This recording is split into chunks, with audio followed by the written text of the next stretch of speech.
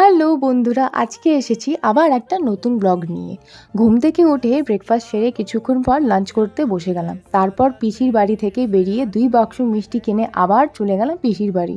পিসি আগে এখানেই থাকতেন, কিন্তু এখন এখানে দাদা থাকে, আমার পিসির বড় ছেলে। আমি না ছোটোবেলায় খুব দুষ্টু ছিলাম, আর এই দাদাকে অনেক জ্বালিয়েছি, অনেক বলতে অনেক।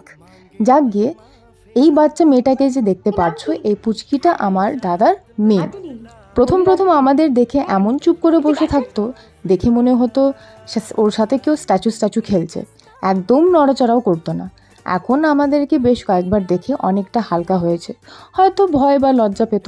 আচ্ছা, ওর হাতে যে পাখিটা আছে ওটা হলো ওর বেস্ট ফ্রেন্ড, নাম রেখেছে আদুরি। ওর প্রিয় আদুরির সাথে অনেক খেলা করলো, আর কিছুক্ষণ পর জানতে পারি ওদের আরও পাখি আছে, কিন্তু তারা এখন খাঁচাতে আছে। আদুরি নাকি তাদের মধ্যে সবচেয়ে বেশি ভালো, এটা ওই পুচকিটার মুখেই শুনলাম। এবার শেষমেশ আদুরি এসে বসলো আমার হাতে। এদিকে আদুরি আমায় নতুন মানুষ ভেবে ভয় পাচ্ছে, আর আমি আদুরির নখ থেকে ভয় পাচ্ছি। ওর নখগুলো বড্ড ধারালো। আমার তো মনে হয় আদুরি আমাকে একদম পছন্দ করছিল না। এর মধ্যেই দাদা চলে এলো। দাদা বৌদির সাথে অনেকক্ষণ গল্প করলাম। দাদা একটু কম কথা বলে। দাদা বারবার বলছিলেন আজকে এখানেই থেকে যেতে, কিন্তু আমাদের হাতে খুব কম সময় ছিল আর যেতে হতো অনেক জায়গায়।